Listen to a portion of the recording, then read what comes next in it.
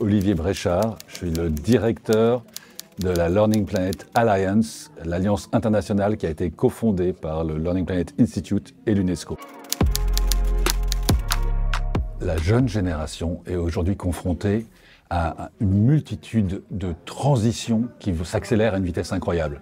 Il y a la transition digitale, la transition du monde du travail, il y a les enjeux de transition écologique.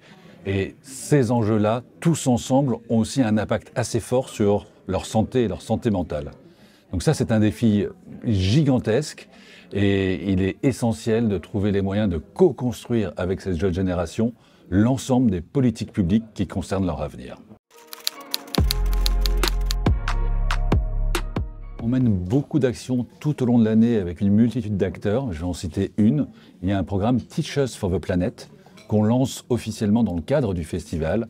Et l'idée là, c'est d'associer des dizaines de réseaux d'enseignants, des enseignants du monde entier, pour qu'ils puissent co-construire entre eux, avec leurs élèves, des pédagogies, des approches sur tous les enjeux liés à la durabilité, de manière à ce que les cours qu'ils donnent, les ressources pédagogiques dont ils disposent et qu'ils partagent, soient bien ancrés dans les conditions locales.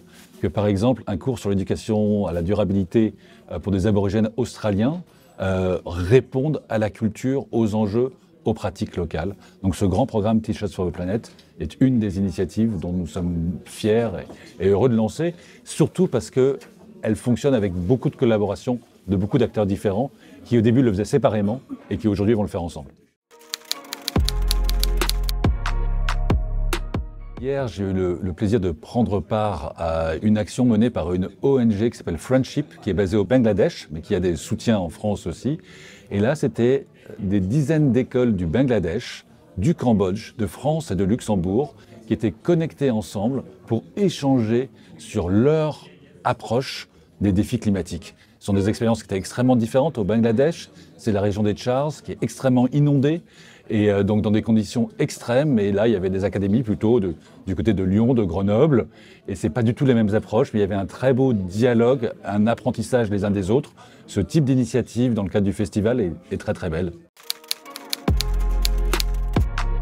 La plus grande source d'espoir dans un moment comme ce festival, c'est de pouvoir rencontrer tellement de personnes. Il y a des participants de 184 pays qui tous sont très engagés, très mobilisés pour améliorer la vie des enfants, des adultes sur notre planète. Et voilà, c'est ce sentiment de début d'un mouvement et ces rencontres de chaque jour, c'est ça qui nourrit l'énergie et l'espoir face à l'ampleur des défis.